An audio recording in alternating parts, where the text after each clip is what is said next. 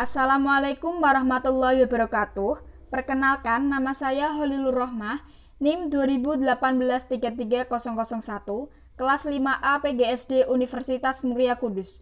Di sini saya akan mempresentasikan kemampuan berpikir kritis peserta didik dalam pembelajaran matematika guna memenuhi mata kuliah Pakem Matematika yang diampu oleh Bu Himatul Ulya MPD. Nah, sebelumnya, apa yang dimaksud berpikir kritis? Kemampuan berpikir kritis merupakan kemampuan yang sangat esensial untuk kehidupan pekerjaan dan berfungsi efektif dalam semua aspek kehidupan lainnya. Kemampuan berpikir kritis merupakan kemampuan berpikir yang diawali dan diproses oleh otak kiri. Pengertian berpikir kritis menurut para ahli. Menurut Chukwiyenum dalam Amir 2015 menjelaskan berpikir kritis meliputi usaha seseorang dalam mengumpulkan, menafsirkan, menganalisis, dan mengevaluasi informasi untuk sampai pada simpulan yang dapat diandalkan dan valid. Sementara itu, Shapiro 2000 mengungkapkan berpikir kritis adalah suatu aktivitas mental yang berkaitan dengan penggunaan nalar yang menggunakan proses mental seperti memperhatikan, mengkategorikan, menyeleksi, dan memutuskan pemecahan suatu masalah. Jadi, dapat disimpulkan, berpikir kritis merupakan aktivitas mental seseorang dalam mengumpulkan, mengkategorikan, menganalisa, dan mengevaluasi informasi ataupun bukti agar dapat membuat suatu simpulan untuk memecahkan masalah. Pada kali ini, permasalahan yang terjadi adalah siswa belum sepenuhnya memahami cara memecahkan masalah dengan soal cerita, dan siswa belum sepenuhnya bisa menerapkan matematika dalam kehidupan sehari-hari melalui soal cerita. Indikatornya, pertama, memahami cara menyelesaikan masalah dengan soal cerita. Yang kedua, menerapkan matematika dalam kehidupan sehari-hari melalui soal cerita. Selanjutnya adalah kisi-kisi soal. Pada kelas rendah, yaitu kelas 3, semester 1 sekolah dasar, kompetensi inti 4, menyajikan pengetahuan faktual dalam bahasa yang jelas dan logis, dalam karya yang estetis, dalam gerakan yang mencerminkan anak sehat, dan dalam tindakan yang mencerminkan perilaku anak beriman dan berakhlak mulia. Kompetensi dasar 4.7 menyelesaikan masalah yang berkaitan dengan hubungan antar satuan baku untuk panjang, berat, dan waktu yang umumnya digunakan dalam kehidupan sehari-hari. Indikator materi 4.7.1 menyajikan penyelesaian masalah yang berkaitan dengan hubungan antar satuan baku untuk panjang, berat, dan waktu yang umumnya digunakan dalam kehidupan sehari-hari. Indikator soal menyajikan soal cerita, siswa dapat menyelesaikan masalah yang berkaitan dengan hubungan antar satuan baku untuk panjang, berat, dan waktu yang umumnya digunakan dalam kehidupan sehari-hari. Butir soal 1 yaitu uraian, bobot soal 5.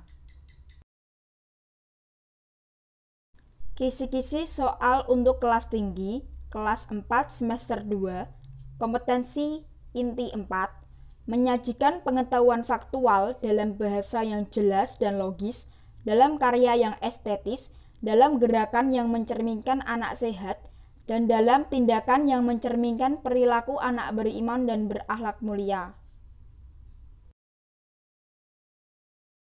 Kompetensi dasar 4.9 menyelesaikan masalah berkaitan dengan keliling dan luas daerah persegi, persegi panjang, dan segitiga. Indikator materi menyajikan penyelesaian masalah yang melibatkan keliling dan luas daerah, persegi, persegi panjang, dan segitiga. Indikator soal menyajikan soal cerita. Siswa dapat menyelesaikan masalah yang berkaitan dengan keliling dan luas daerah persegi, persegi panjang, dan segitiga. Butir soal 1 yaitu uraian, bobot soal 5. Untuk soal yang pertama yaitu soal kelas rendah, kelas 3 semester 1 sekolah dasar. Soalnya, untuk perbaikan saluran air minum telah disediakan pipa pralon sepanjang 16 meter. Karena persediaan masih kurang, ditambah lagi 8 desimeter dan 7 cm. Berapakah panjang seluruh pralon yang dipasang? Pada pembahasan kali ini menggunakan tangga konferensi satuan panjang, yaitu apabila turun satu anak tangga maka akan dikalikan 10. Dan apabila naik satu anak tangga akan dibagi 10. Karena yang diminta satuannya adalah meter, maka kita harus mengubah semua satuan menjadi meter. 8 desimeter naik ke meter itu naik satu kali anak tangga, berarti dibagi 10. 8 dibagi 10 sama dengan 0,8 meter. 7 cm naik ke meter berarti naik 2 kali anak tangga, berarti dibagi 100. 7 dibagi 100 sama dengan 0,07 meter. Kemudian kita menjumlahkan semuanya. 16 meter ditambah 8 cm ditambah 7 cm menjadi 16 meter ditambah 0,8 meter ditambah 0,07 meter menjadi 16,87 meter. Jadi, panjang seluruh pralon sama dengan 16,87 meter. Yang selanjutnya adalah menyelesaikan soal kelas tinggi, yaitu soalnya ayah memiliki kebun berbentuk persegi panjang, berukuran panjang 45 meter dan lebar 25 meter. Di sekeliling kebun akan dipasang pagar dengan biaya 85.000 per meter. Berapa biaya yang diperlukan untuk pemasangan pagar tersebut? Pembahasannya, diketahui panjang kebun 45 meter dan lebarnya 25 meter. Sedangkan biaya pemasangan Rp80.000 per meter. Kita hitung dulu kelilingnya, keliling kebun tersebut, yaitu sama dengan 2 kali panjang kali lebar, sama dengan 2 kali 45 meter ditambah 25 meter, sama dengan 2 kali 70 meter, sama dengan 140 meter. Jadi keliling tersebut adalah 140 meter.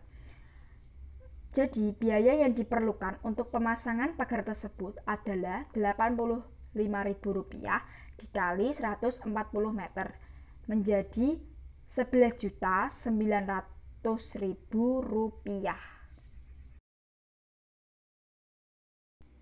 Berikut adalah referensi jurnal yang saya gunakan.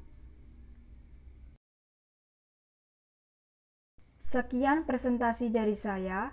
Apabila ada salah kata, saya mohon maaf sebesar-besarnya. Wallahul muwaffiq ila aqwamit thoriq. Wassalamualaikum warahmatullahi wabarakatuh. Terima kasih.